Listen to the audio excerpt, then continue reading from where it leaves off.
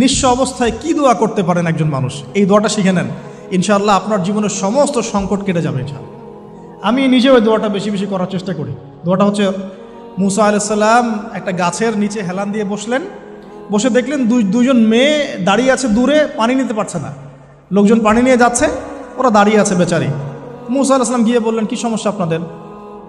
এটা নিয়ে আপনারা আবার মেয়েদের সাথে কথা বলার চেষ্টা করেন, ঠিক আছে? তো মাহারাম গায়রা মাহারাম মেনে চলে।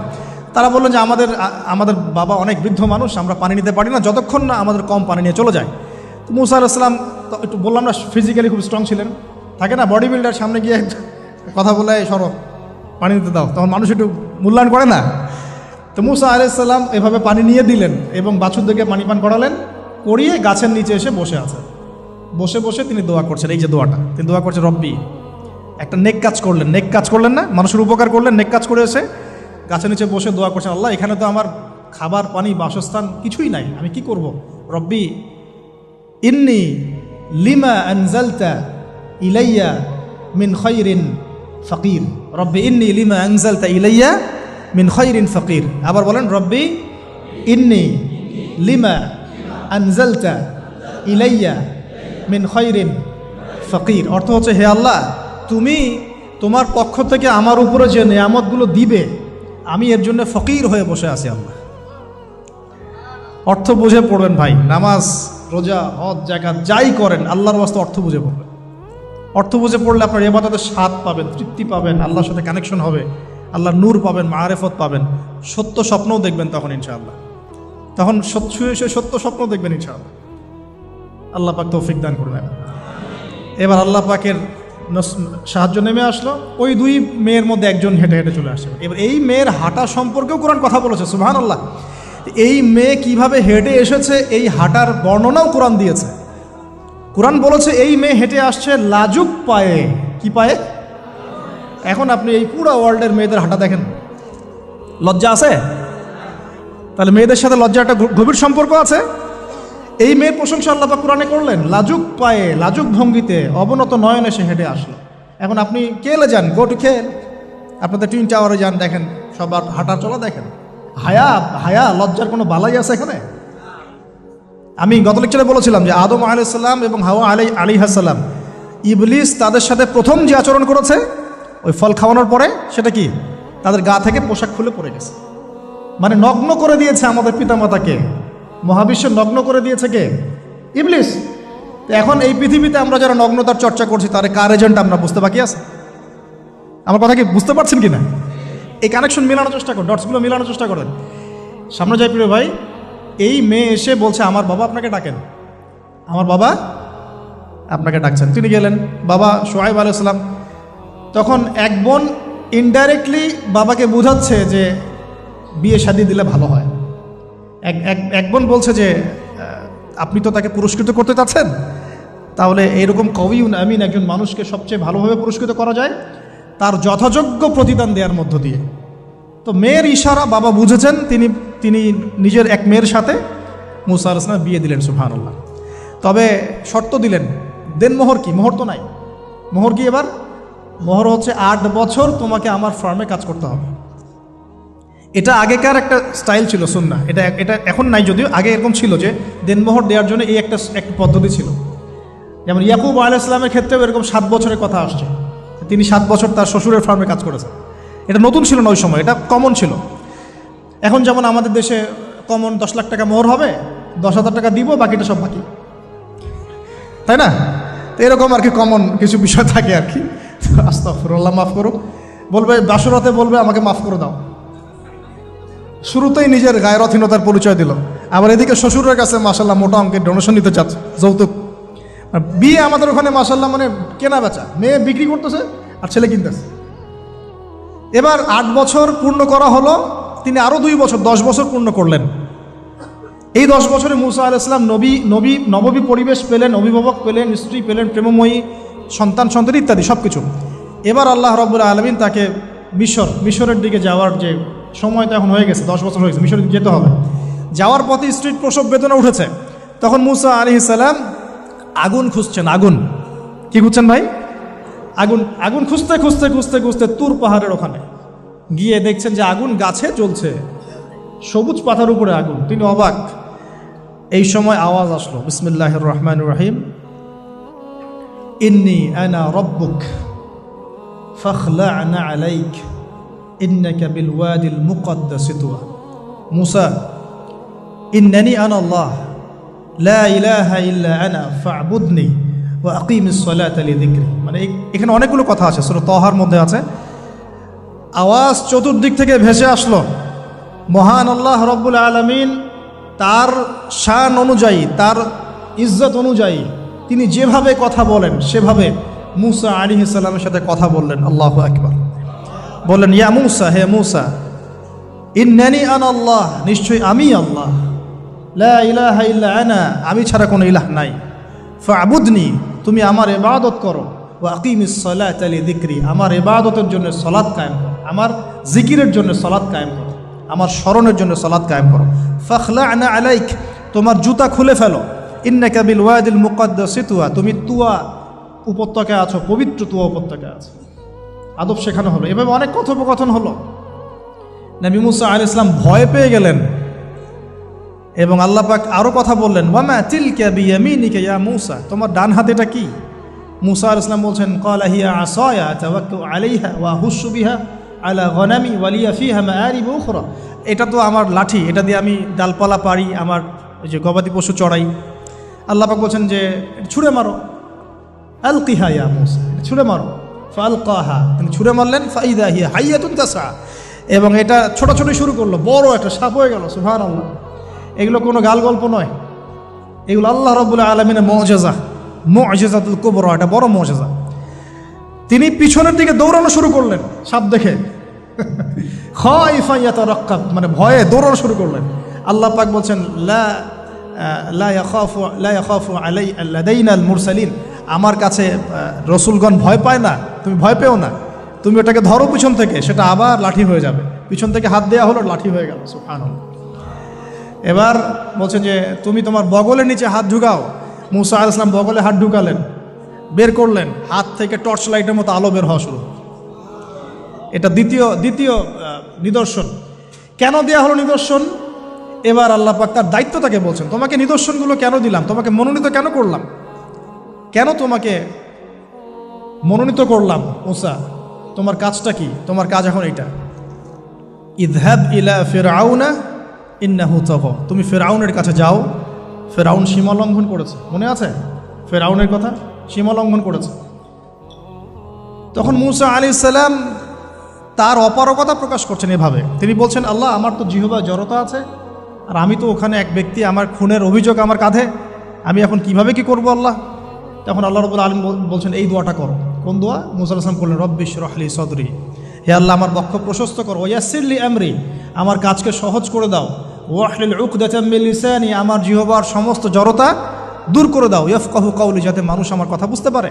আমার পরিবারের মধ্য থেকে ওয়াজআলনি ওয়াজিরাম মিন আহলি, আমার পরিবারের মধ্যে একজন ওজির আমাকে দাও, সাথী। হারুন আখি, আমার ভাই হারুনকে দান কর। সুবহানাল্লাহ। তা হারুন আলাইহিস সালামকে নবুয়ত দেওয়া হলো, দুজনকে আল্লাহ পাক এখন বলছেন, ইযহাবা ইলা ফিরআউন, তোমরা দুজন এখন ফিরআউনের কাছে যাও। ফাইন্নাহু তাগা ফাকুলা লাহু কাওলান লাইয়িনা, তবে তাকে গিয়ে কর্কশ ভাষায় কথা বলবে না, নরম স্বরে কথা বল। দায়ীদের এখানে সুন্নাহ, দায়ীদের জন্য শিক্ষা আছে, দায়ী আলেম যারা মুবাল্লিগ তাদের শিক্ষা আছে। ফিরআউনের সামনে গিয়ে দাওয়াত দিলেও কিভাবে দিতে হবে? ফাকুলা লাহু কাওলান লাইয়িনা, নম্রভাবে কথা বলো। লাআল্লাহু, কেন নম্রতার সাথে? লাআল্লাহু ইয়াতাযাক্কারু আও ইয়াখশা, হয়তোবা নম্রতা প্রদর্শন করলে সে উপদেশ গ্রহণ করতে পারে, অথবা সে আল্লাহকে ভয় করতেও পারে। আল্লাহ পাক তো আগে থেকে জানেন সে ঈমান আনবে না, তারপরেও আমাদের আরব শেখাচ্ছেন আল্লাহ পাক এখানে। তারা দুজন চলে গেলেন, দাওয়াত দিলেন। ফিরআউন মশকরা করছে, ওয়ামার রব্বুকুম ইয়া মূসা, তোমাদের দুজনের রব আবার কে?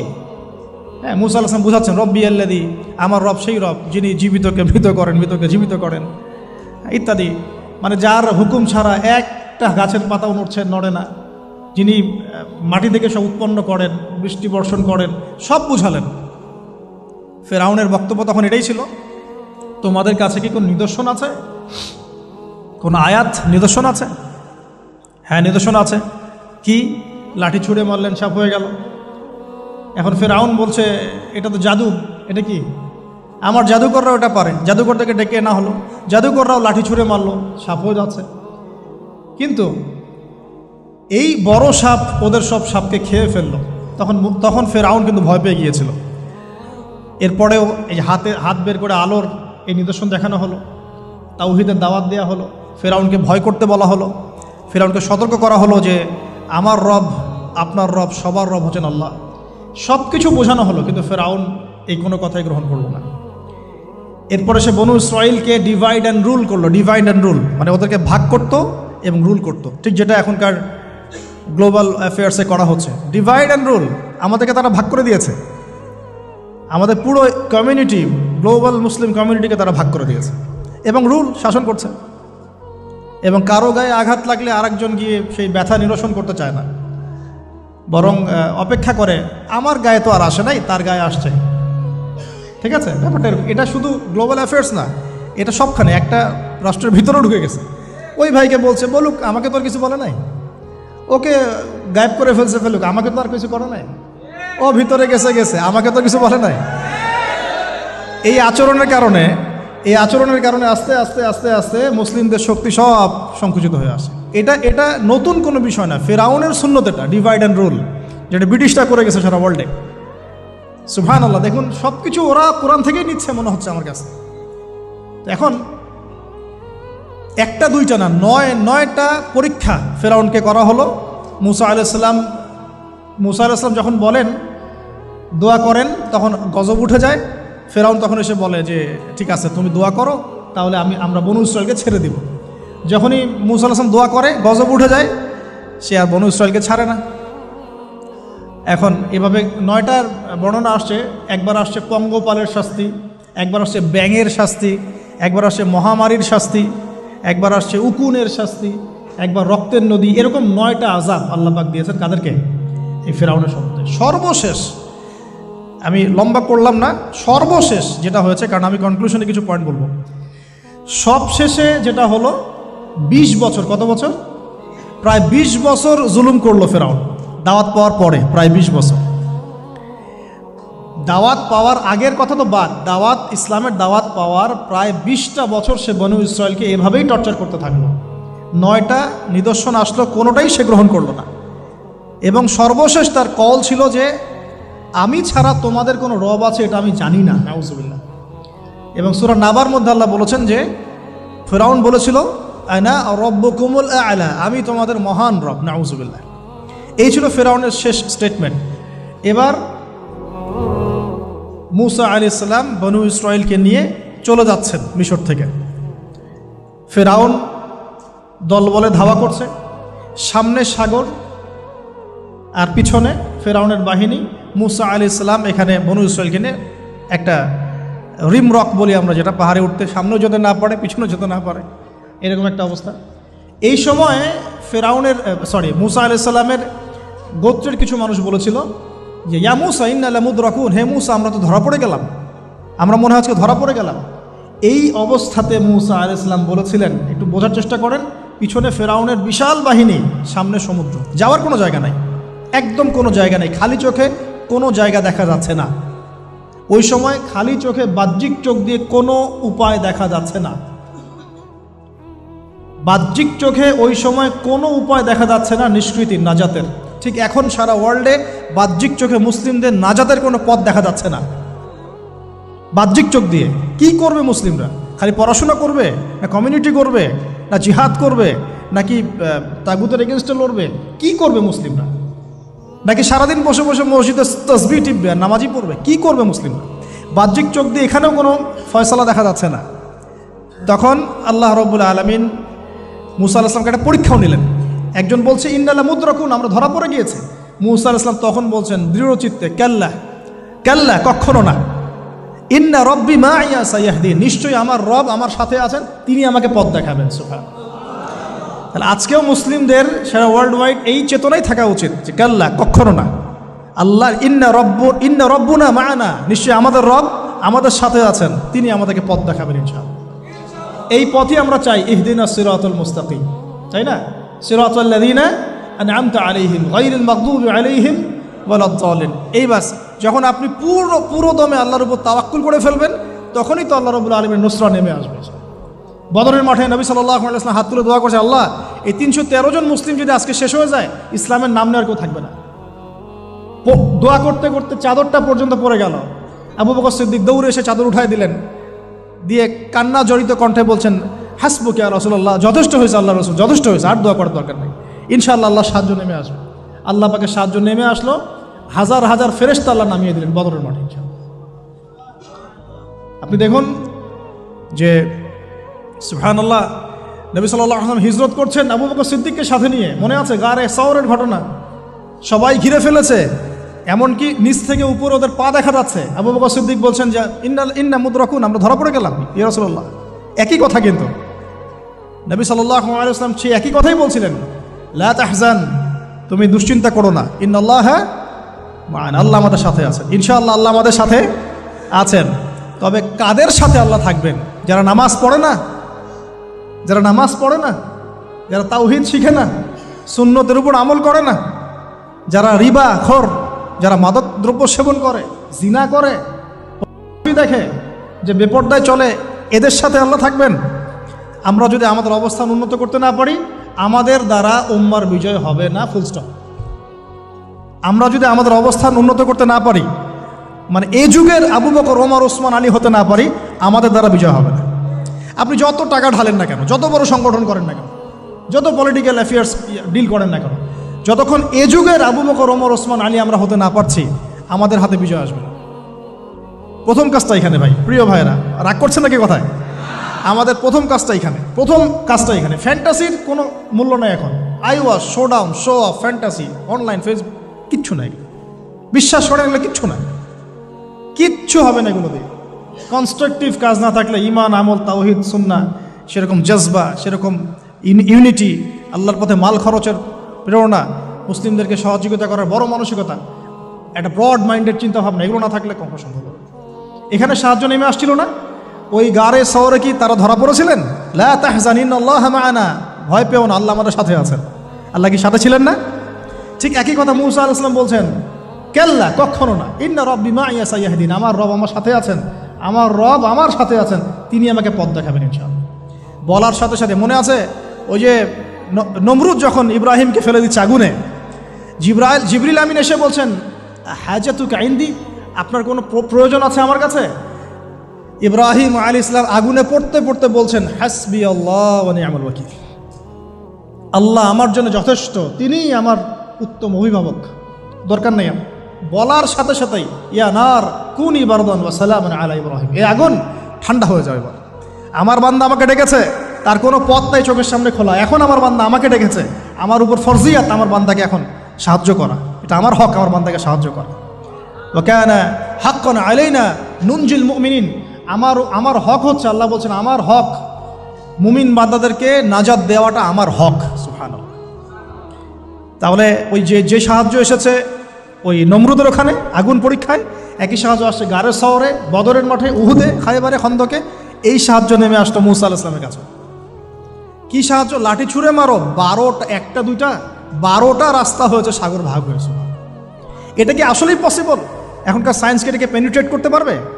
আমরা তো সায়েন্সকে ইলাহ বানিয়ে নিয়েছি। ও যখন কিছু বলে হ্যাঁ, আমরা বলি হ্যাঁ, ও বলে না, আমরা বলি না। বিশ্বাস করেন? ও যখন সায়েন্স যখন কোনো কিছুকে বলে হ্যাঁ এটা ঠিক, আমরা বলি ঠিক ঠিক ঠিক। যখন সায়েন্স বলে এটা বেঠিক, আমরা বলি না বেঠিক বেঠিক। আমরা কোরআন হাদিসকে সায়েন্স দিয়ে মূল্যায়ন করছি। সুবহানাল্লাহ। এখন নামাজ পড়তে গেলে মানুষ সায়েন্টিফিক ব্যাখ্যা খোঁজে, রোজা রাখা সায়েন্টিফিক ব্যাখ্যা খোঁজে। ব্যাখ্যা থাকতে পারে, আমার জানার দরকার নাই তো। আমাকে আল্লাহ হুকুম করেছেন, এটাই আমার কাজ। ব্যাখ্যা থাক না থাক সেটা আমার জানার দরকারও নাই। হ্যাঁ থাকতে পারে, নাও থাকতে পারে, সব আমার বুঝে আসবে না, কিছু আসবে কিছু আসবে না। আমরা কোনো কোনো ক্ষেত্রে এটাকে, টেকনোলজিকে আমাদের ইলাহ বানিয়ে নিচ্ছি। আপনি বিশ্বাস করেন, আমি আল্লাহর কসম করে বলছি, আজকে যদি নাসা বলে যে পৃথিবী থেকে লক্ষ কোটি আলোকবর্ষ দূরে একটা গ্রহের সন্ধান পাওয়া গেছে, ওখানে হুরপড়ি আছে, সোনা দানা আছে, মাটি হচ্ছে মেশকের আম্বরের, এই সেই, মানুষ বিশ্বাস করবে হ্যাঁ এরকম কোনো গ্রহ থাকতে পারে? বিশ্বাস করবে কি না? অনেস্টলি বলেন। আল্লাহ পাক কোরআনে 1400 বছর আগে বলেছেন, তার আগের ধর্মগ্রন্থেও বলেছেন জান্নাত আল্লাহ সৃষ্টি করেছেন। মানুষ বিশ্বাস করে না। নাস্তিকরা বলে, টিটকারি মারে নাস্তিকরা, মৌলবাদীরা, মোল্লারা কি বলে, এই যুগে এগুলো বিশ্বাস করে মানুষ? নাউযুবিল্লাহ।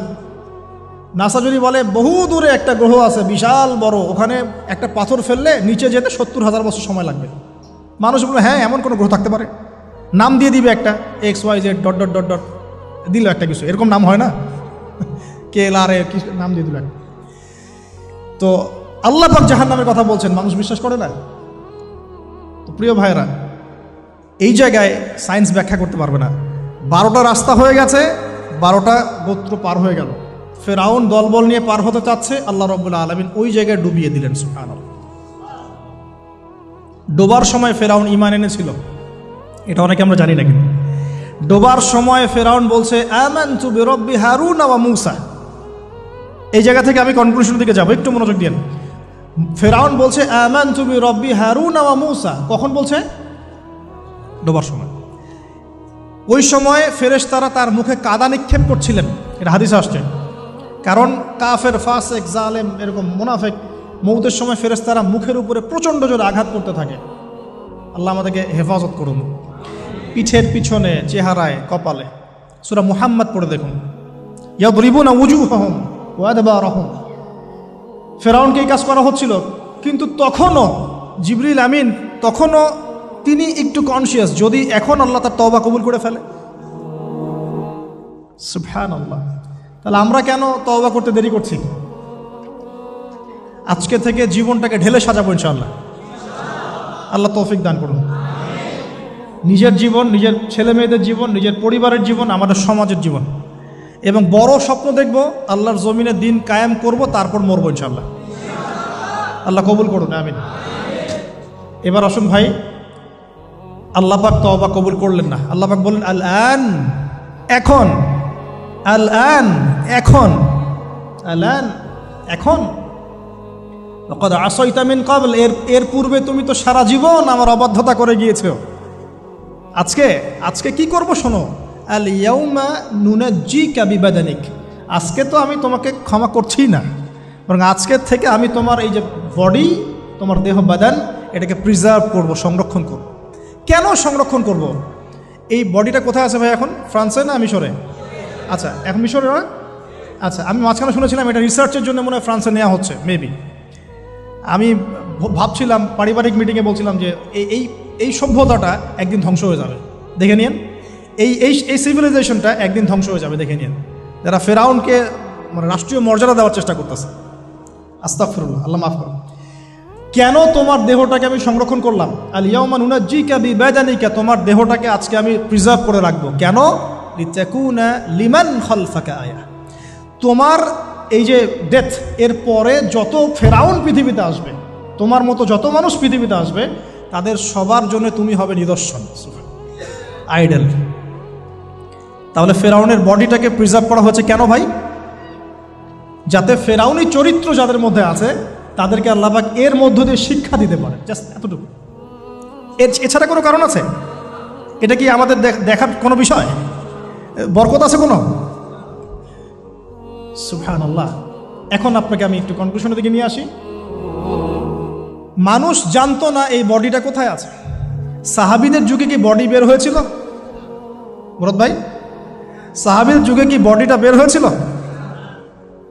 তাবেঈনদের যুগে, 4 ইমামের যুগে, ইমাম বুখারী, মুসলিম, তিরমিজি, নাসাই, ইবনে মাজাহ, আবু দাউদ, তাদের যুগে, উমাইয়া খেলাফতে, উমাইয়া খেলাফত 93 ইয়ার্স, আব্বাসীয়দের সময় প্রায় 550 বছর। এই 550 বছরেও আসছিল? আসে নাই। ফাতেমি সাম্রাজ্য চলে গেছে, কর্ডোভার ইসলামিক সাম্রাজ্য চলে গেছে, মোগলদের সময় চলে গেছে, এই তো আফগানদের সময় চলে গেছে, ইভেন অটোমান এম্পায়ার, এই যে ওসমানীয় খেলাফত, আর্তুগরুল গাজীর ছেলে উসমানের হাত দিয়ে, এই যে প্রায় কত বছর, প্রায় তো এটা 500 বছর মতো হবে না, 500 বছর প্লাস মাইনাস। এই সময়গুলো, এই যে প্রায় আমরা 1445 হিজরির কথা বললাম, আপনি 1300 হিজরি, 1300 প্লাস হিজরিতে আপনি এই বডিটা পাবেন না, আমরা দেখি নাই, বিশ্ববাসী দেখে নাই। ইংরেজি কত সনে এটা আবিষ্কৃত হলো, কে উদ্ধার করলো, কোত্থেকে আসলো? আমি ছোটোখাটো ভাঙাচোরা গবেষণা করে দেখেছি 1897 সালের দিকে এটা হয়েছে, পাওয়া গেছে 1897 সালে। আর এটাকে প্রিজার্ভ করে করে আরও প্রমাণ করা হয়েছে, প্রমাণ করতে সময় লেগেছে এটা সেই রেমেসিস 2 এরই মমি, এটা সময় লেগেছে আরও প্রায় 10-15 বছর, প্রায় 1912 সাল ধরা হয়। 1912 সাল থেকে এটা প্রমাণিত হয়েছে এটাই সেই ব্যক্তির মমি। কোন ব্যক্তি?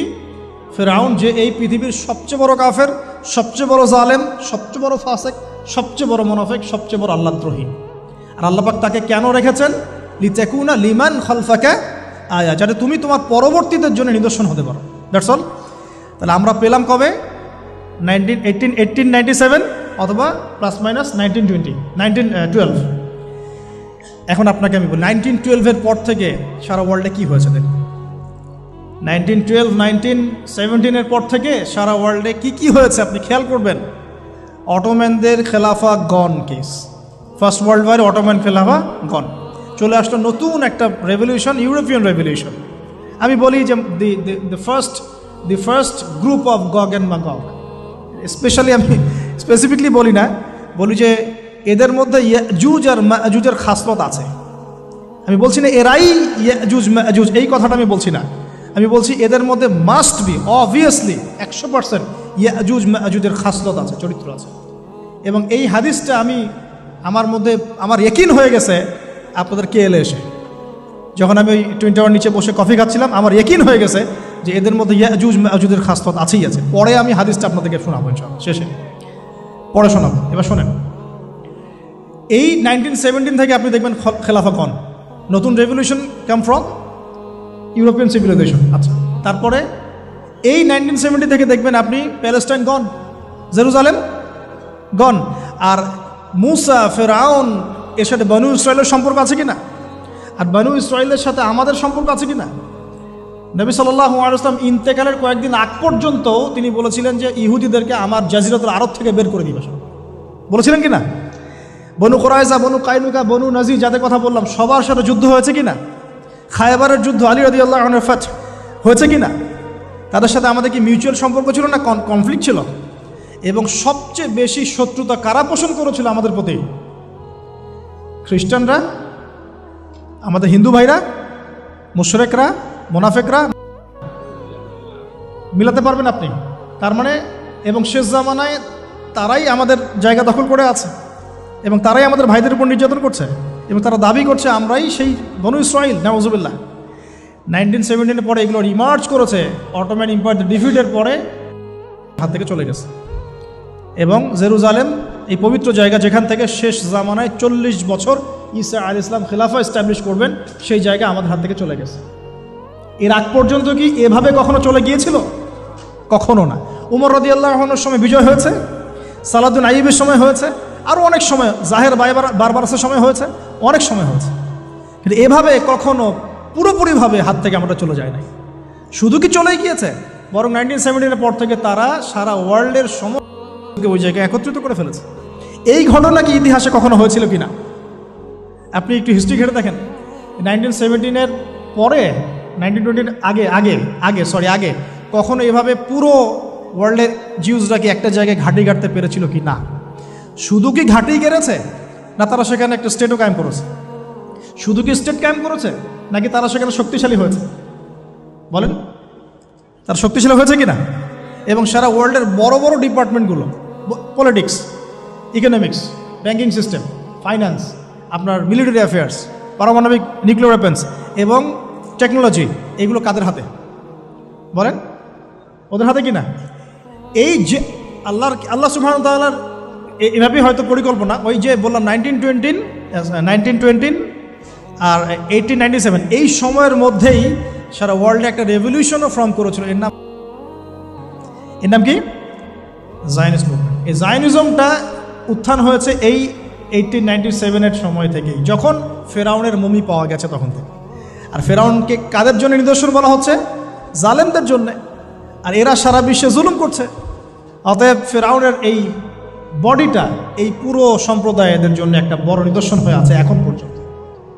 এবার লাস্ট এই 17 থেকে আপনি 2023 পর্যন্ত হিসেব করে দেখেন, কনক্লুশন বলি, হিসেব করে দেখবেন আমরা আমাদের খিলাফা হারিয়ে ফেলেছি।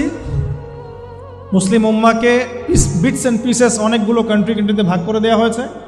প্রত্যেকটা কান্ট্রির মধ্যে মাশাআল্লাহ সেকুলারিজম, ডেমোক্রেসি, ন্যাশনালিজম, কমিউনিজম ছড়িয়ে পড়েছে। ধর্মতাত্ত্বিক শিক্ষাগুলোকে কমানো হয়েছে।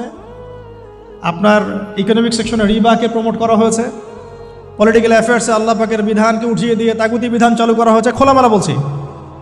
তারপরে পর্দা, বেহায়াপনা, জেনা, পর্নোগ্রাফি, এভরি সিঙ্গেল যে কুফর, হারাম যেগুলো কাবিরায়, কাবায়ের, এগুলোকে প্রমোট করা হয়েছে লাস্ট 100 বছর। আপনি এই লাস্ট 100 বছরে আপনি আবু বকর, ওমর, ওসমান, আলীর সেই যুগ পাচ্ছেন না। ইভেন মুসলিমদের মধ্যে হাজারটা দলে দলে আমরা ভাগ হয়ে গেছি। শক্তি নাই, স্ট্রেংথ নাই, কাদা ছড়াছড়ি, গিবত, তহমত। হ্যাঁ, এক ভাইয়ের সমালোচনা করতে পারলে আরেকজন ক্রেডিট মনে করে, কে কার গলায় ছুরি চালাবে, এই তো চলছে। আবার ওয়ার্ল্ড ওয়াইড একজনকে মারলে আরেকজন হাসে, আমার গায়ে তো আসে নাই, ওর গায়ে আসছে, আসুক। আবার কেউ কেউ ওদের সাথে হাত মিলিয়ে কাজ করছে।